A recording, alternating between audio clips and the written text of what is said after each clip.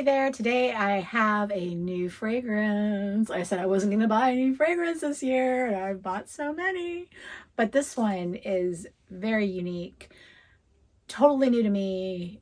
I'm really excited to try out this house, and I hope you join me for the unveiling. So stick around.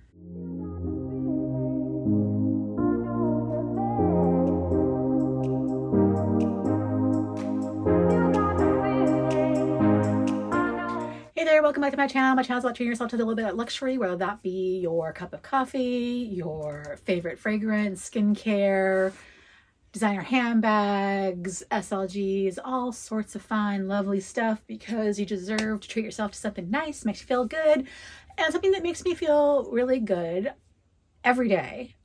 I put on fragrance, and it's just something that associates my mood with just getting me started, getting me happy, putting me, in a state of mind. So I have a lot of fragrance. I will probably insert an image of my fragrance wall.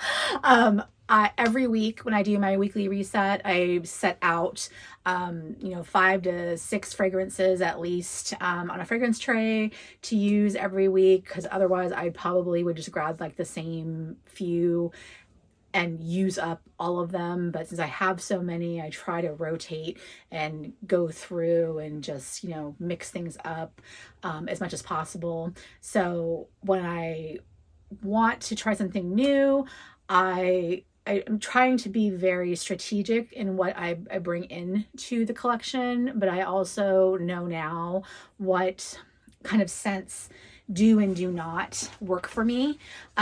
So I gravitate towards fruity, gourmand, lighter scents. And this particular brand, when I saw it, I kind of just skipped right past it. So it's like I had heard of it, but not really, like it had not sunk in, because I just saw it scrolling on the site Jomashop. And it wasn't until one of my friends online, Molly, she had told me she picked up several of these fragrances, and her and I are very similar in what kind of fragrances we like. And she's like, hey, I bought these, I think you'd really like them. And she was telling me the different kinds. And so I started going down the rabbit hole of like, okay, well, what do we have here? What's going on? So the brand is called the House of Oud, right here. And that is why I was like, why I never really took them seriously was oud. Oud is an interesting note. It's can be very heavy, and in the few scents that I have with oud, that's how I would describe it to be. Basically, they are very strong. My very first oud fragrance was Passion de l'Amour from House of Sillage, and that is intense. Like, you don't need to spray more than one spray, and it will last for days. It's like you have to scrub that off of your body. So oud is basically agarwood, and it's a resin, sap, whatever you want to call it, a very sticky substance that is, some might call it pungent. It's a very intense scent and note that's used to create these rich and usually spicy or deep fragrances out there. And they're very common with Middle Eastern types of scents. So you commonly see the oud note in all the Arabic, Persian scents. Although there are some Parisian scents that have it. There's several Dior scents that have oud in them. I'm trying to think of any.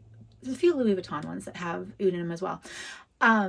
So it's more common, the Middle Eastern type of fragrance, kind of palette, I guess would be the way to describe it. So when I saw, after hearing from Molly about picking these two up, or these few up, I picked up this one first, and then I started going through and looking at their website and seeing what all they have, and they were similar in their layout to how kind of Atelier Cologne did. Atelier Cologne was a very Parisian light fragrance cologne type of house. They're similar, but taking all of the different families of fragrances and using those as a guide to then craft collections. So they'd have the gourmand, the fruity, the spicy, and so on and so on and so on, right? So that was interesting to me that they were able to craft not only collections and ways of releasing it. So they'll have separate collections, the bottles will go in a theme, the boxes will go in a theme, so on and so on. I believe it's by year. So just quickly looking at their history, they've been around since 2016. This particular fragrance was released in 2019. They're still going strong today. They have quite a few different folks involved in their business, but they aren't widely sold in the US as far as at least brick and mortar stores. I think it was Scent Bar. Yeah, Scent Bar. They have a shop in New York. I think there's one or two in New York, and then like the LA area, there's a couple in LA. There might be one in Miami too. I can't remember. But there aren't really any department stores or any place like that you can find this particular house. So it's very niche, but you can find it online. I got mine from Jomashop. Fragrance Net also has them. I think it was Scent Split. There's tons of different online retailers that you can buy it from, but it's a worldwide fragrance. These bottles are crafted in Italy. They're hand painted bottles. They're very interesting the way that they are designed. So I can't wait to get in here and try them out. Trying to think of what else to say to preface it. So this one is from the Arts collection that came out. So all of the bottles, and maybe I can find a picture of the entire collection.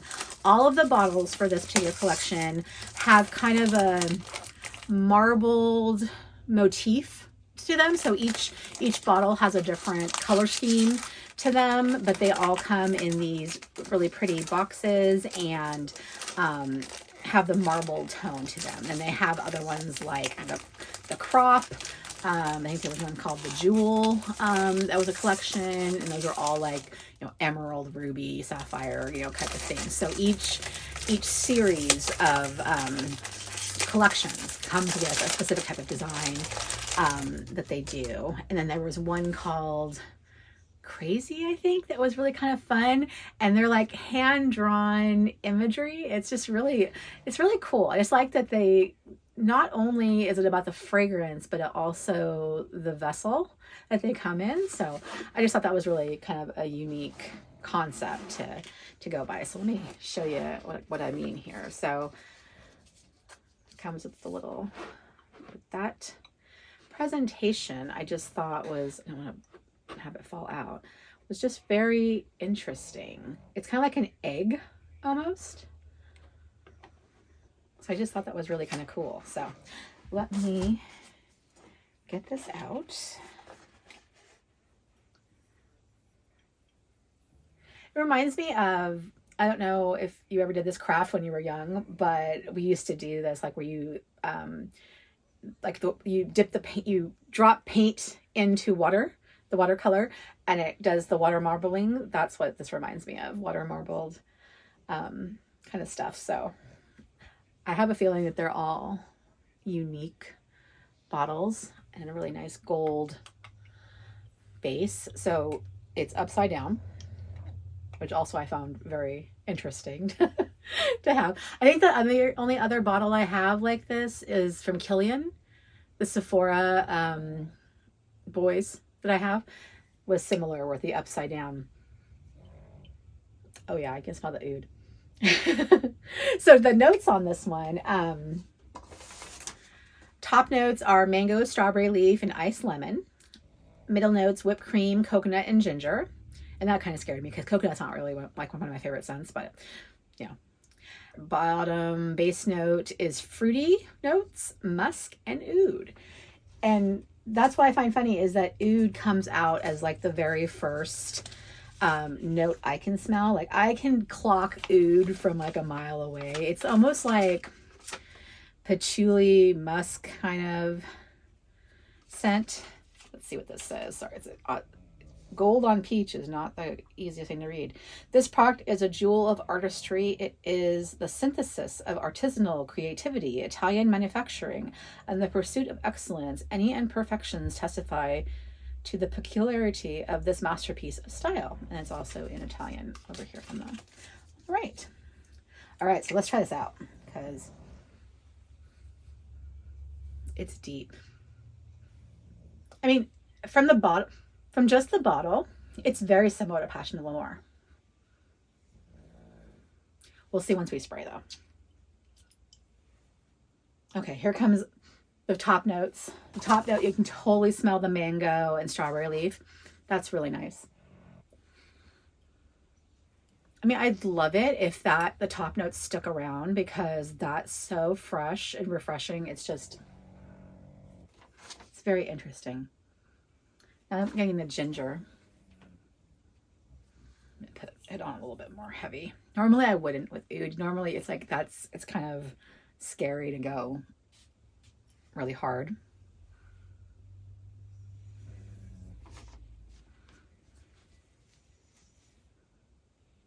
I like the strawberry leaf is, how do I want to describe it? So it's like, you get the green, like, you know, that greenery would be with a leaf, but it still has that strawberry sweet, you know, essence. It's a really lovely scent. It's definitely, when you look at the note pyramid, I will put in an image of it. You might be thinking it's way too sweet and you're not going to like it. But if you like a rich or warm type of scent, like a spicy scent, this is going to be your type of fragrance. So the fruitiness is just like the instant, like when you first open it up. This is more of like, you know, it has the rich tonka bean vanilla type of, you know, not quite smoky, but how a smoky fragrance would feel, that really deep. You can wear this now in the summertime, but it wouldn't be out of place in the fall and the winter because of the richness of the oud. It's definitely, I don't want to say it's a sexy scent. Oud to me is, I used to call Passion de l'Amour the sexy time scent. It's what you wear for a date, you know, you're wanting to make that presence that you feel good and you want to smell good and you want someone else to know it. So this is not a fragrance for work per se, unless you're going to wear it very lightly, because it's very powerful. It's very much going to invade the space. So it's definitely a look, she's coming kind of fragrance, right? It's not something you can just like not notice. So it's not like your baby powder or, you know, innocent type of scent. It's definitely got a presence. So in general, when you see oud, you've got to think it's walking in before you. But that being said, like it, I'm intrigued. I'd like to try some more from this house. So this one I got from Jomashop. I have my receipt here. Did I even mention what it was called? I don't think I did. I showed the box, but it's called Keep Glazed. And there are a number of other scents in this series. One called Never Ending I want to try. I think there was one called Empathy as well.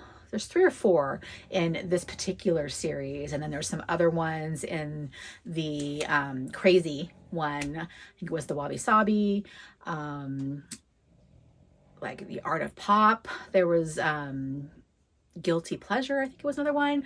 So there's several others that are more in the fruity slash fresh, I guess, kind of end of the oud spectrum, and not as quite as gourmand as what this was. So there's several from this house that I definitely want to try. And then there's others that when I initially read them, I was just like, no, not going there at all because it's really deep and dark. In general, the house does say it's a unisex type of fragrance. Personally, when I'm looking at some of them, I think they would lean heavily masculine based on the note and scent profile that's in them. But again, fragrance is universal. Anybody can wear anything. But for me, it would evoke a more masculine type of scent for some of them out there. So these kind of more lighter, fruity notes lean more feminine to me, and then the ones that have the more smoke kind of essence, and they'll clearly say, you know, the different kinds on them, that would be the ones that I would say are the more masculine. And sometimes when you see them on the secondary market, like Jomashop, you'll see it say unisex or men's or women's specifically. As far as the website goes, they're all unisex. So if you're buying directly from them, I believe they're around $250-ish. Euro, I think it was 235. So just the conversion, but they are sold worldwide, so you can find it everywhere. And then again, they are packaged in these kind of unique, different, almost like jewelry boxes, because they are kind of pieces of art. So every series has a different style of box that they come in. So that's my first House of Oud, THoO. THoO item, and I don't think it's gonna be my last, quite honestly. You know, House of Sillage was really big on my list of scents that I loved for quite some time. I'm not saying I don't love them anymore, but there haven't been any that have been like really new and innovative and drawing me in recently. So I haven't moved on completely, and I'm sure I'll pick something up. But everything I have right now from that house, I have what I want.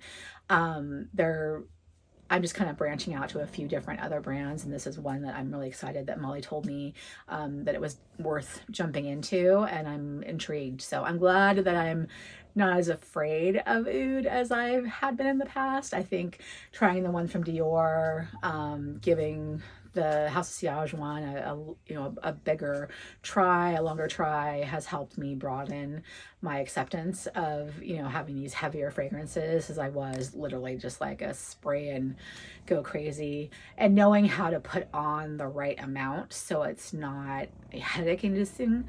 That is really kind of, I think, the learning curve with fragrances, is knowing how to tolerate some scents, because some scents you can put a whole lot on, some scents a dab will do you.